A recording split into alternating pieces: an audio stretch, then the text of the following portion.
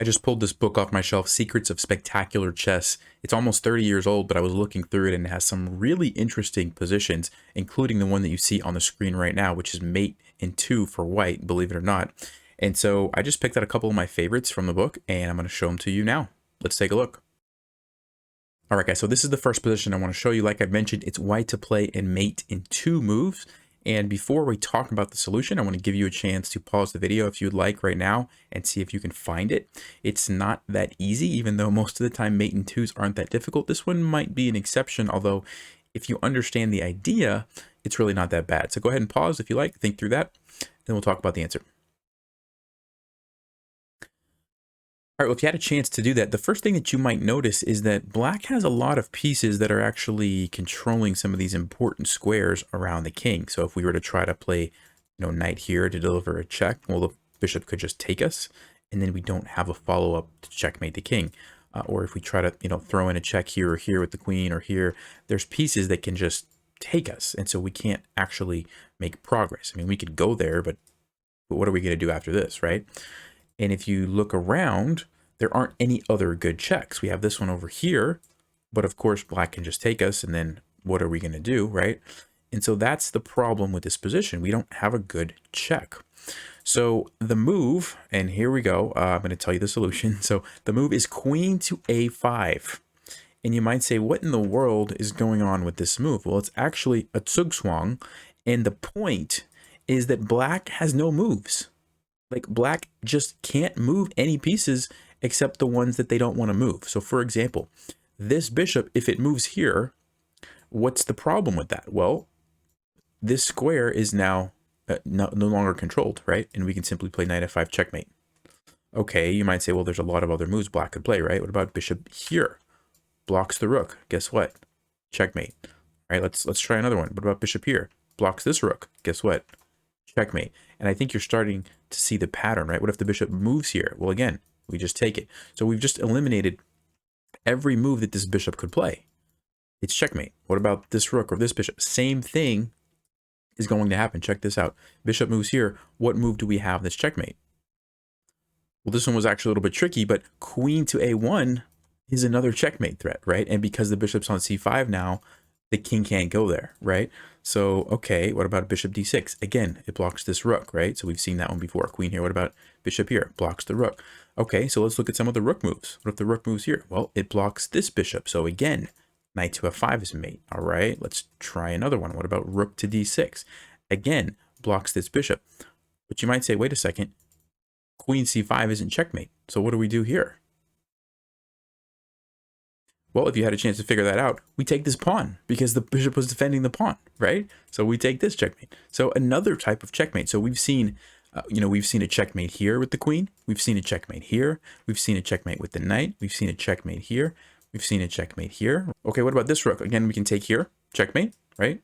Because the bishop's blocked. Okay, what about here? Again, it blocks this square, so the knight delivers the checkmate.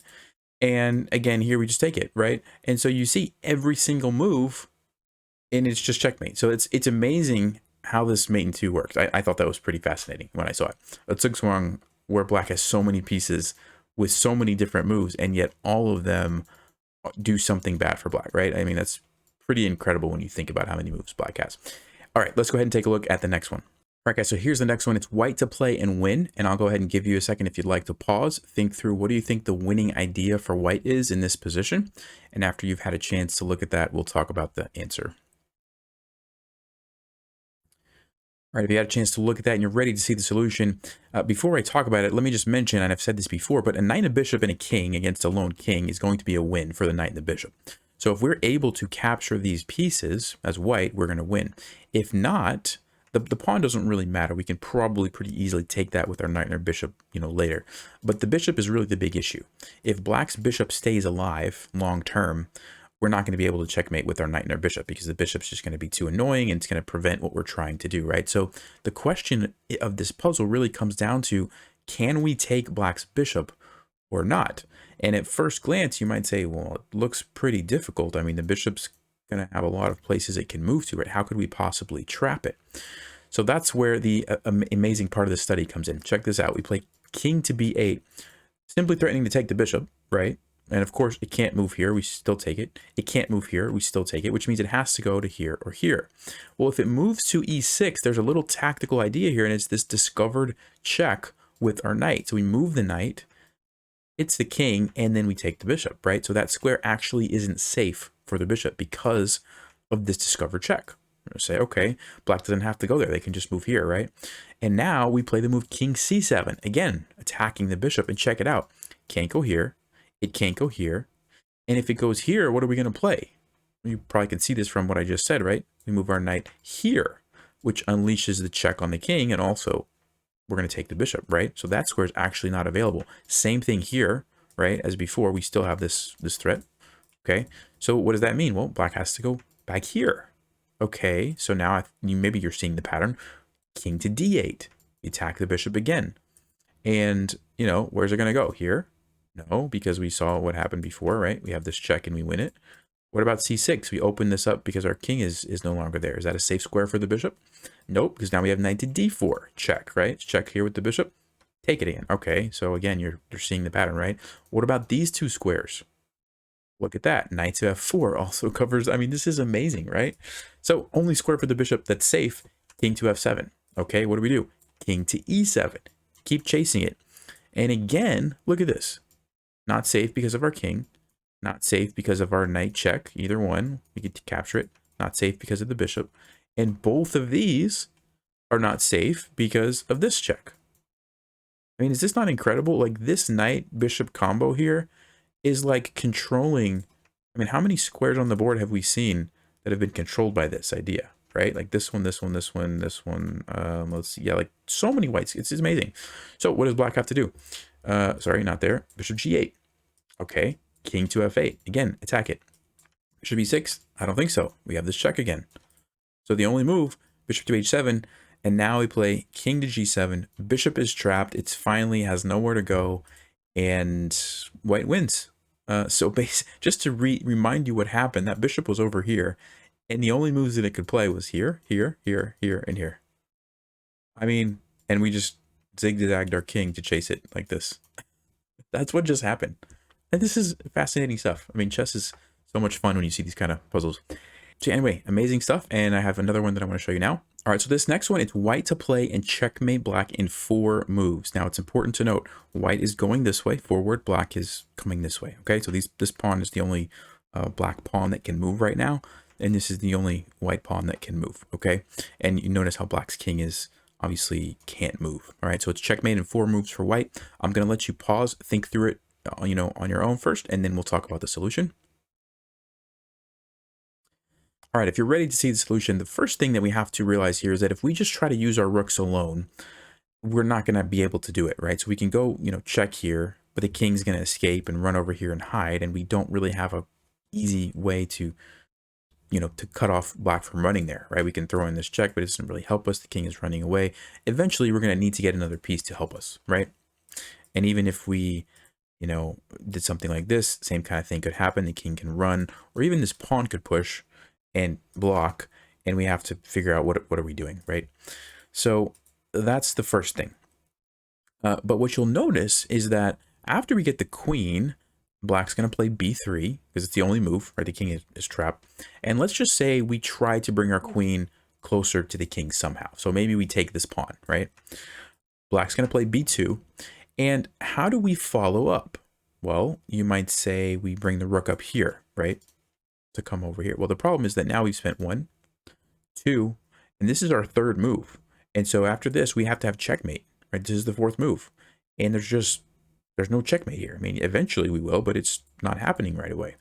So that's kind of the issue that you're going to run into. And let's just make a different move. Let's say that we brought the queen way over here, right? Again, black's going to play b2. So this is 1, 2, which means we only have 2 moves left. What are we going to do?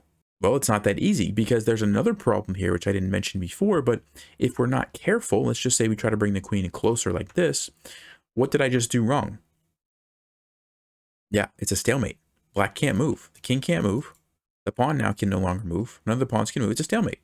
So not only do we have to get checkmate in just 2 moves, we have to make sure we don't stalemate black, which means we have to give black a move, right? So, you know, for example, something like this would be okay because we give black a move, but we're not getting checkmate now. We're in check. We got to spend another move to, you know, figure out what's happening here. If we take this, it's a stalemate again, right?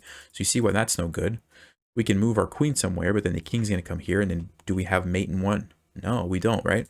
So what could the solution to this problem be? Well, we have to go all the way back to the start.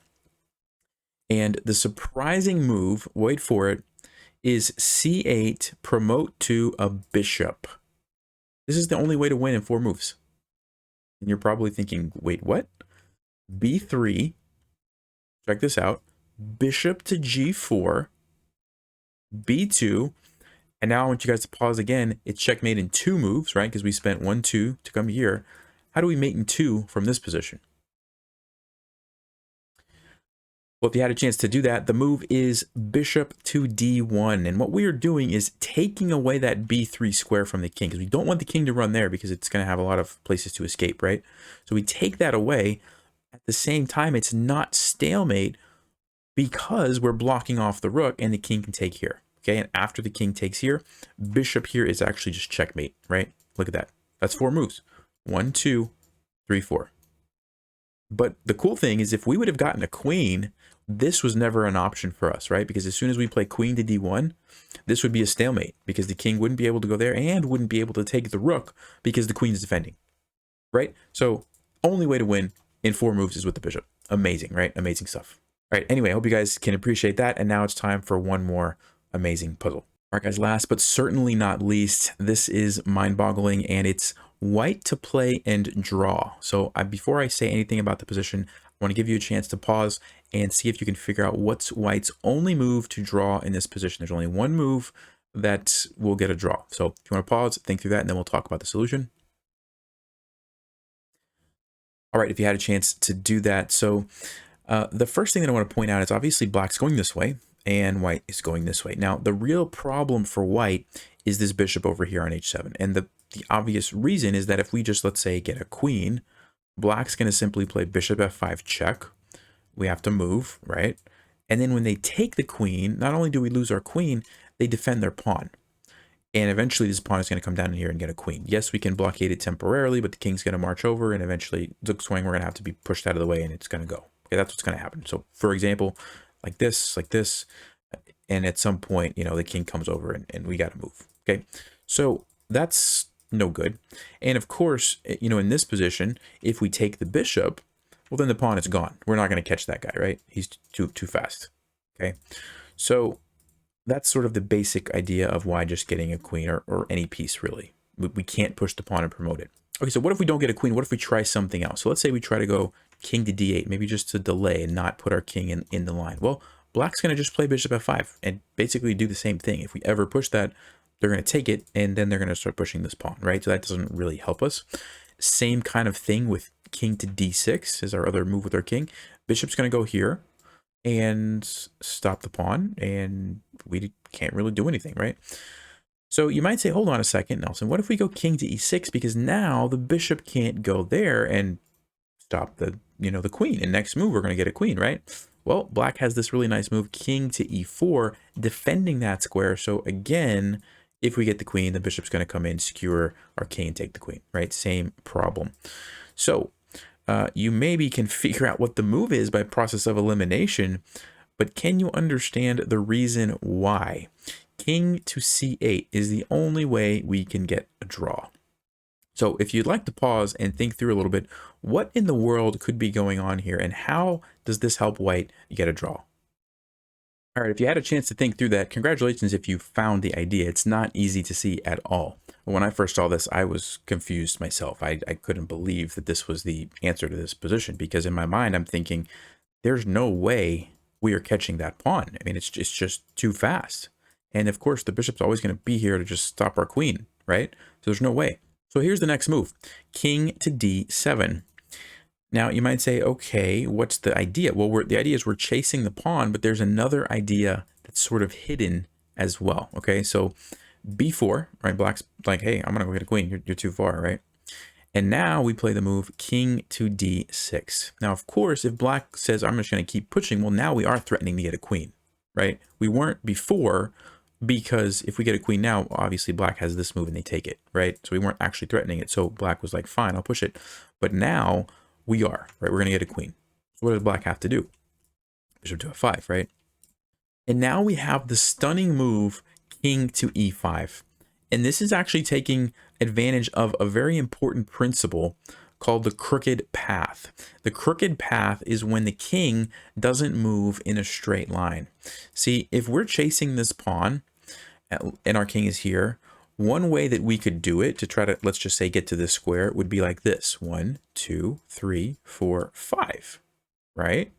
5 moves, we get to the queening square. Or 1, 2, 3, 4, 5, right? Another path could be 1, or let me actually do this in a different color. 1, 2, 3, 4, 5. Do you see how my king went over here to the side before I came back and I still got there in the same amount of moves?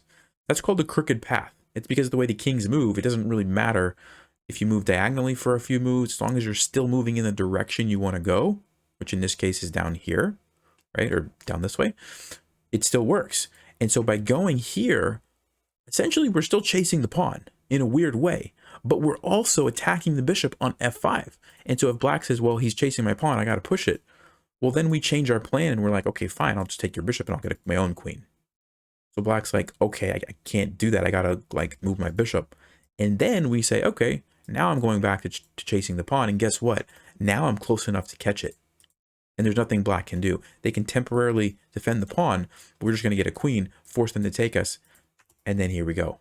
We got our draw, right?